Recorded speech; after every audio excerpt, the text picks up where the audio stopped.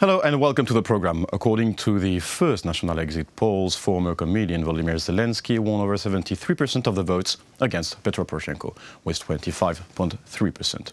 Now, to discuss the outcomes of this presidential election in Ukraine, we are joined in the studio today by Andriy Veselovskyi. He is the head of the Center for International Studies at Hennadii Udovenko Diplomatic Academy of Ukraine, Ambassador Extraordinary and Plenipotentiary of Ukraine.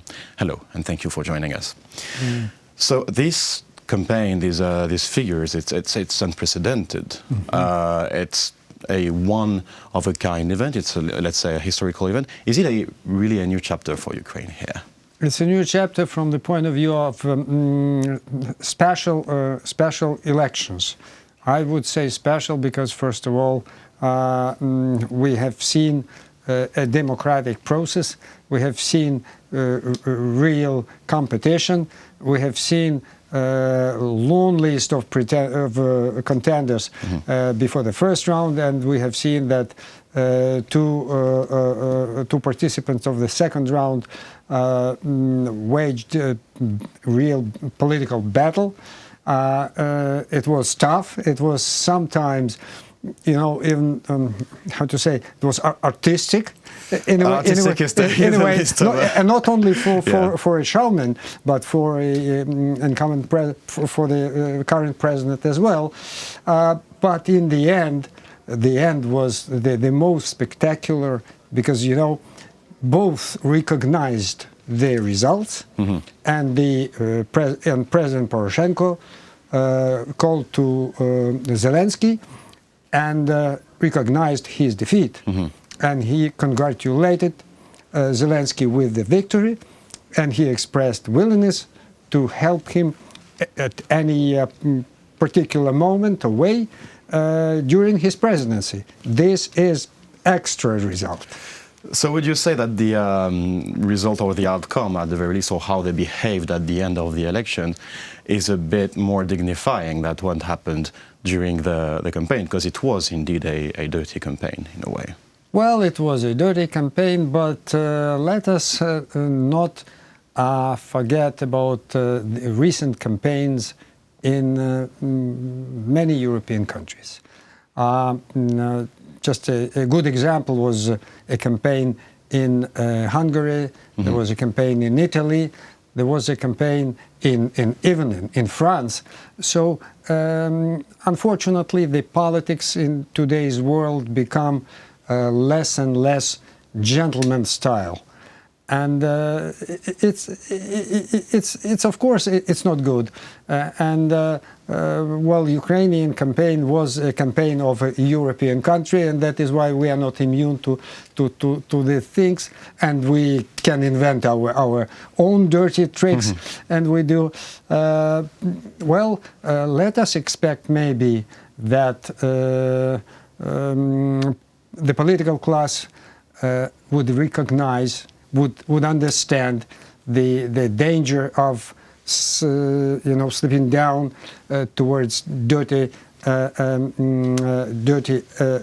tricks, and that is why maybe it will be stopped, or at least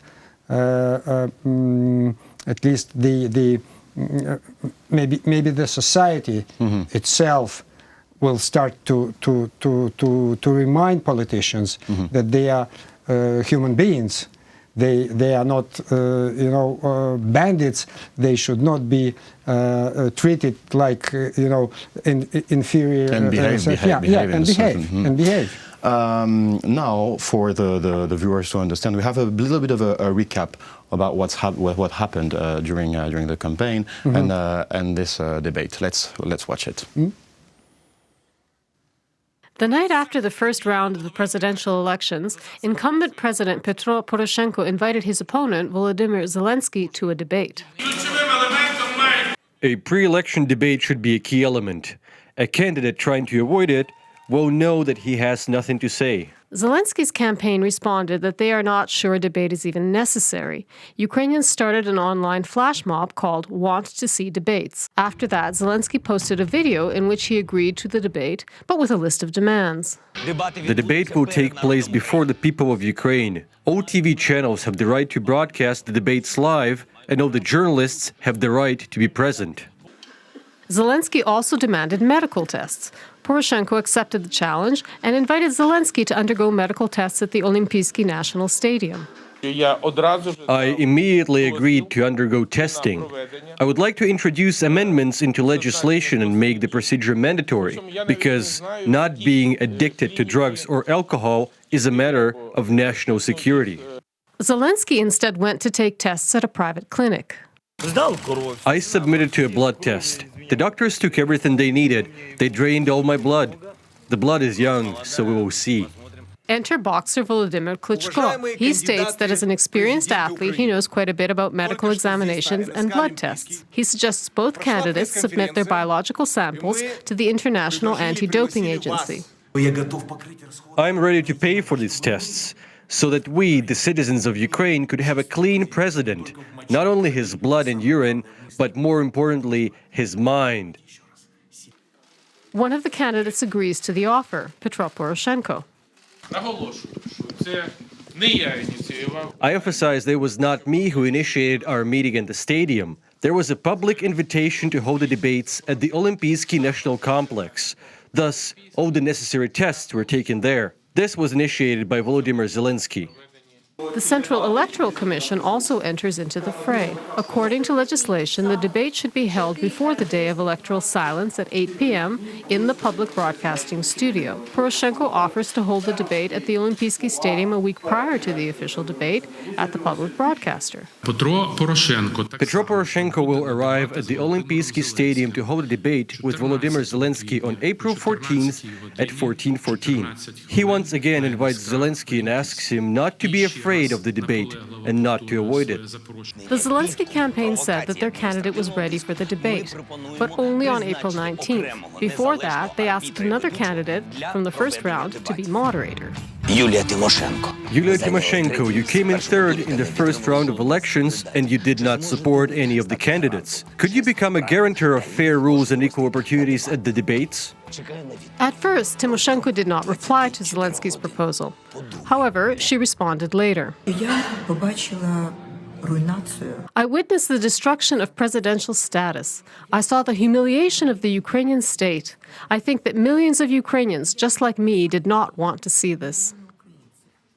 MP Yulia Tymoshenko expressed her position after the broadcast of a talk show on which the candidates finally had a conversation. However, it was held via phone. Майте терпець послухати мене. А зараз закінчив я. 19 числа на НСК Олімпійський. Крапка. До побачення. On April 14th, Petro Poroshenko was the only candidate who came to the Olimpijski Stadium. Instead of a debate, Poroshenko talked to his supporters. The tribune of Volodymyr Zelensky remained empty.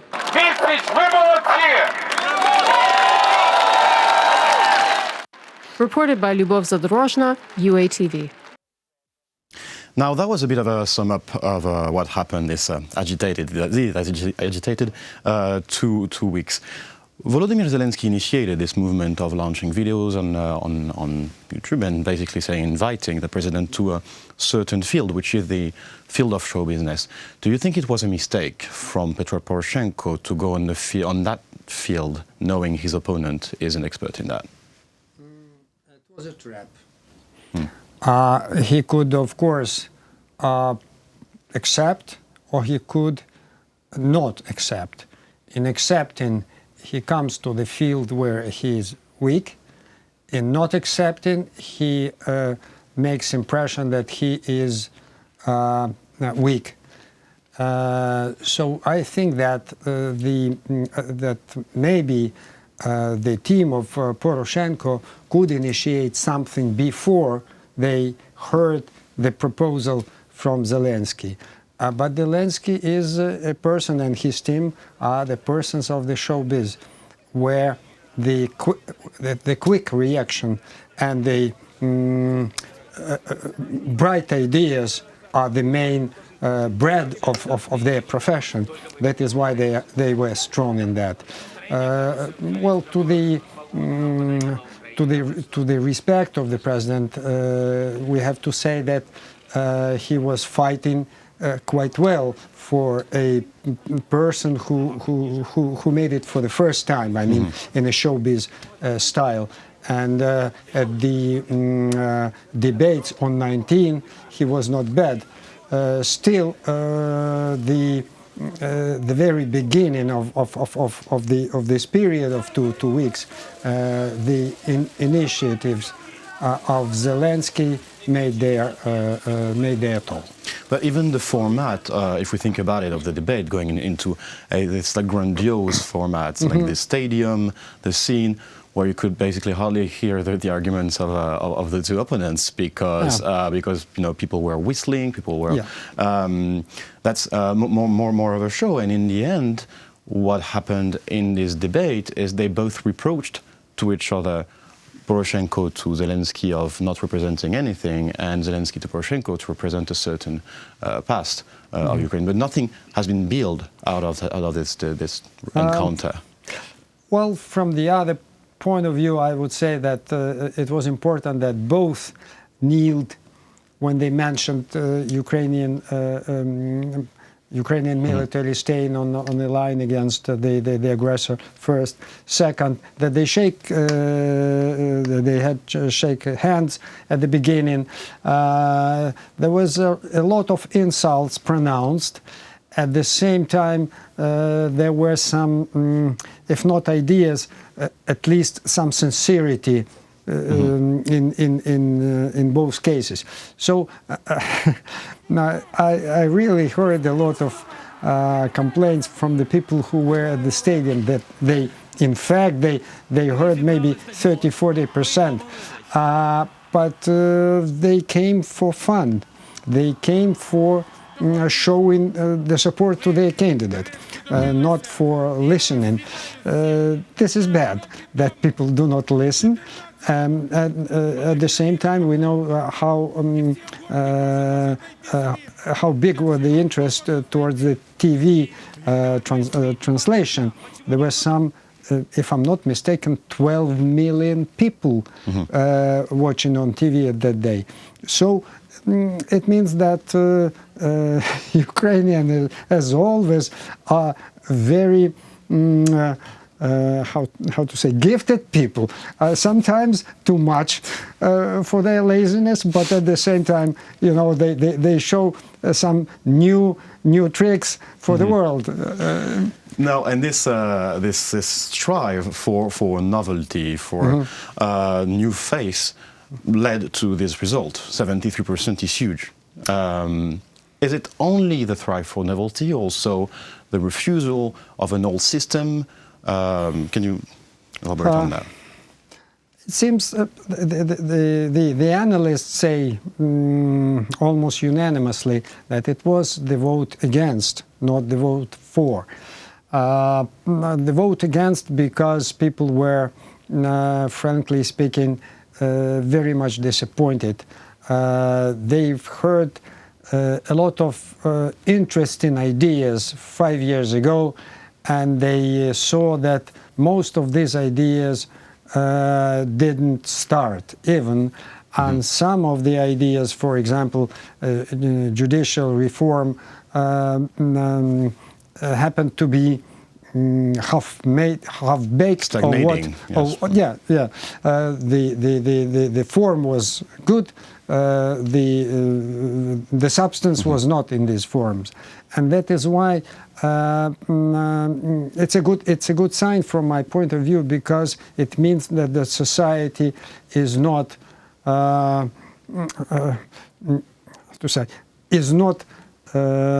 apathetic. Apathetic. Yeah, it's not. Thank you. It's not apathetic. It's not has not forgotten their own interest and their own dedication, which they showed in 2014. That the so-called European values value to them, because it was really a show of willingness to have European style, European approach. I make a pledge, I have to fulfill. And obviously it hasn't been fulfilled. But would you say, as certain journalists, Western journalists, say that it's the end with Poroshenko stepping down, it is the end of a certain system inherited from a certain clanic system inherited from the 90s. Some say that it's basically the rise of a new system against an old one. A couple of days ago, Zelensky asked Poroshenko to step out of politics. Today, Poroshenko announced that he will remain in politics and that he will lead a sort of strong political party.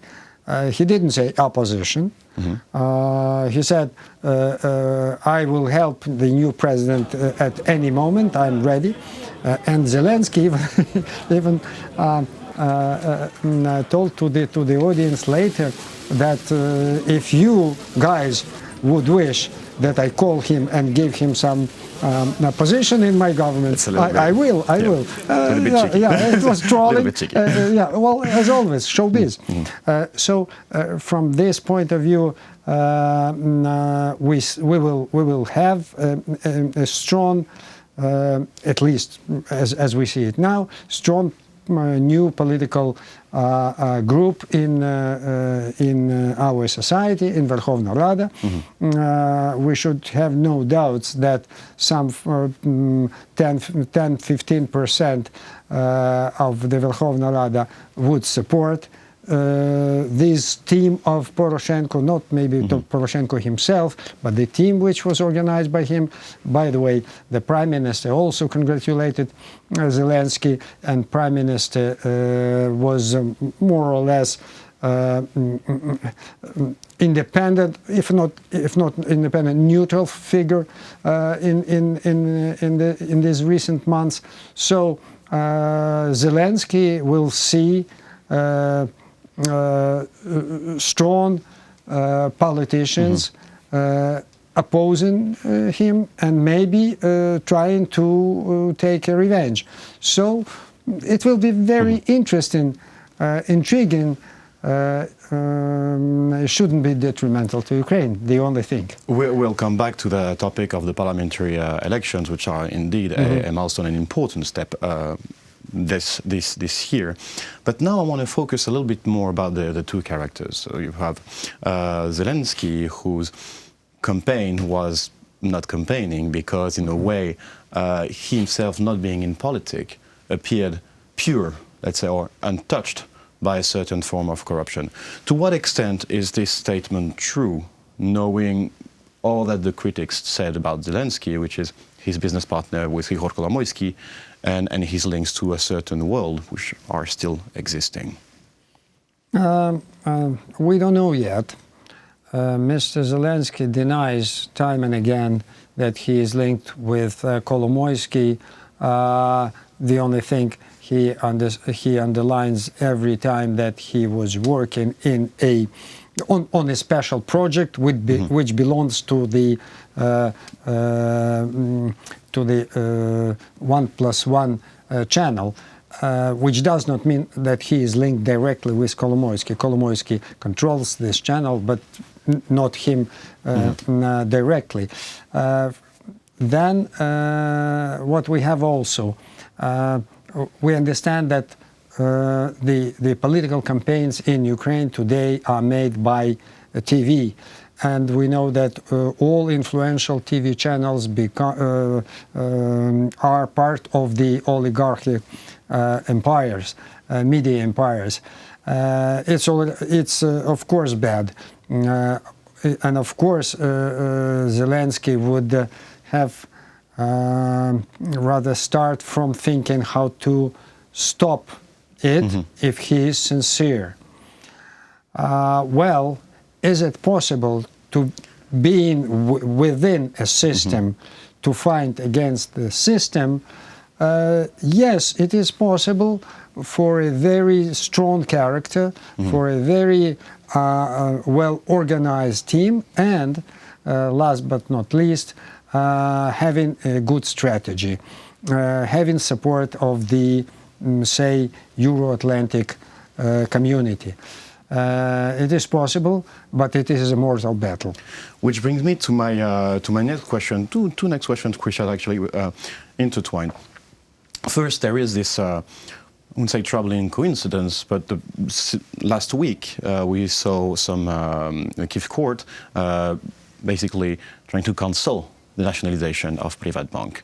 The same day, the Constitutional Court pushes out and dismiss or postpone indefinitely the law on the illustration law, which was concerning judges who were working under Yanukovych.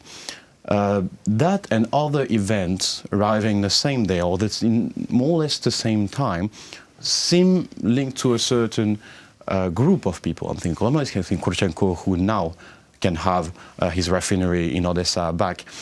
What does that mean? Does that mean that these oligarchs will not benefit, but at least in between this transition period, enjoy some sort of comeback in Ukraine? Well, we can only guess now whether it was a sort of demonstration of force by the oligarch, or it was a demonstration of their capacities by the judiciary. Well, we know the cases in Central Eastern European countries where judiciary was omnipresent and omnipotent. It was a case of Poland. It was a case of Romania. Well, during the change of our legal system, we Ukrainians, I mean Ukrainian parliament and other politicians, supported the idea of strengthening the judiciary as much as possible. Now and in doing that, we create a separate branch of power. For a mature democracy, it is normal. For a country in transition, which is Ukraine, it is sometimes tricky because every player in this country wants to take his own piece of pie as big as possible. If the judiciary has this possibility now, they use it. So the balance was maybe ruined. We went too quickly to a certain direction. And we forgot that 5 years ago there was no judiciary at all. So the transition was too quick. So I accept also this point. Now, would you say, and that's now a more general question about oligarchs in Ukraine, would you say that oligarchs, as Zelensky pledged to basically to get rid of during the debate, would you say oligarchs are a force that you can get rid of like that, or that you have to manage or to constrain? Or to use, maybe sometimes? Well, if we talk about oligarch, there are 4 or 5, how to calculate.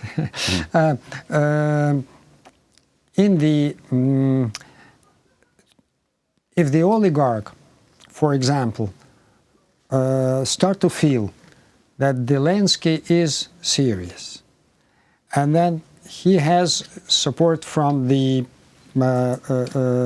voters, from the population, they might accept sort of New Deal. We preserve our wealth, and we start to play along with the rules. In a fair play. It is possible. Why it is possible? Because, frankly speaking, it is dangerous now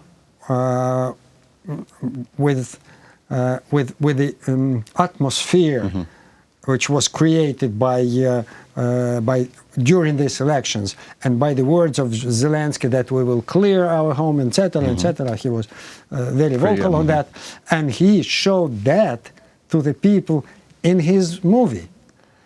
They have seen that in 5 minutes he's really wiping out all oligarchs. So they might accept this deal, and it would be good for Ukraine because, first of all, they possess immense wealth.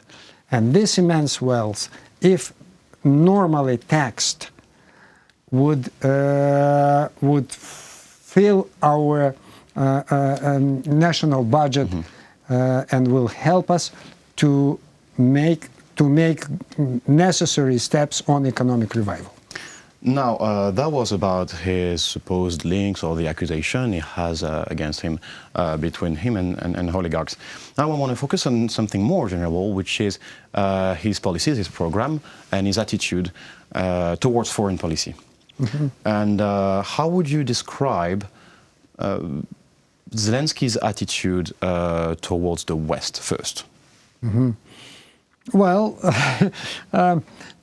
it was interesting that he, in one of his first interviews, he underlined that my relations with the International Monetary Fund would be absolutely different from what you have seen in the movie. Where he really kicked them out from Ukraine. Kicked them out. So it was a very good demonstration of his internal intentions. Then he was many times in different situations asked about our constitutional declaration to join European Union and NATO in the future. And he was every time positive about that. He was not going into details, and it is understandable. He doesn't want to be to show that he does not know these details. Which is not a catastrophe. With due willingness, he would learn it. And then he also was more and more concrete about relations with Russian Federation. Which actually brings me to my next question. What about Russia? And does Russia see Zelensky as a potential interesting candidate for the Russian Federation? What is the relation, between Zelensky, and how is he perceived, and how does he deal with that? My personal point of view is that Zelensky knows quite well part of the Russian world. He was working for many years with Russian show business, which is an important part of Russian politics. Russian authorities use the TV much more than, say, Ukrainian, because we have different players and different TV and different ideas in TV, and you can choose this and that and that. There is no such democracy, say, TV democracy in Russia. There is a party line, and everyone should go alone. If not, he's out. So for Zelensky, and once he told about that, I came back to Ukraine because the atmosphere was very tough, suffocated. So it is good. It is also good that he said today that my first and most important task is to return our detainees, our military Marines from Russian prison. This is quite a brave declaration. This is also quite a dangerous declaration, because now he will be responsible to fulfill it. And for Mr. Putin, it's a good opportunity to raise the price. We shall see what would happen. I would say that concerted pressure from the West may make difference, especially taking into account that President Trump, who is now discussing for the third time nuclear weapons with North Korea, needs to show strength. It would be it could be a sort of deal between Americans and Russians. Do that. Yes. Show your flexibility. Show your humanity, and it would maybe open door to some sort of deliberations between Ukraine and Russia. I don't know would it open that door, but I would hope for that. I would hope very much for that. It is important to Zelensky now to send this message to the West. Now, to conclude this interview, that campaign, that elections, saw the rise of a new kind of politic, let's say, in Ukraine. A lot of Western media compared Zelensky to Trump, compared him to Macron. What's your stance on this? And would you say that it is? Would you say it is populism or not? And how would you define this phenomenon? And to conclude this interview. Ukrainians are TV-addicted people. You say that on TV, that's right. Yes, and as such, they already live in the fictional world. From one side, it is good that because fictional world always propose something new, so they develop themselves. They are not separated from the world. From the other side, to be too much in the dreams means to be less connected with the real world. So it's like a matches. You can use it to make a fire. You can use it to heat your food. It will depend on Zelensky and his closest friends, what way they would choose, how they would use this mighty tool of TV with the possibilities to talk directly to the people, to build new Ukraine, to build Ukraine as Central Eastern Europe, as the European world, or to use it only to preserve their positions.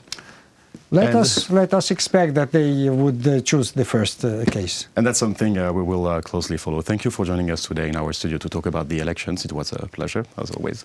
That was Andriy Veselovskyi, head of the Center for International Studies at Hennadii, Udovenko, Diplomatic Academy of Ukraine, Ambassador Extraordinary and Plenipotentiary of Ukraine. Thank you for watching the program, and stay tuned for the rest.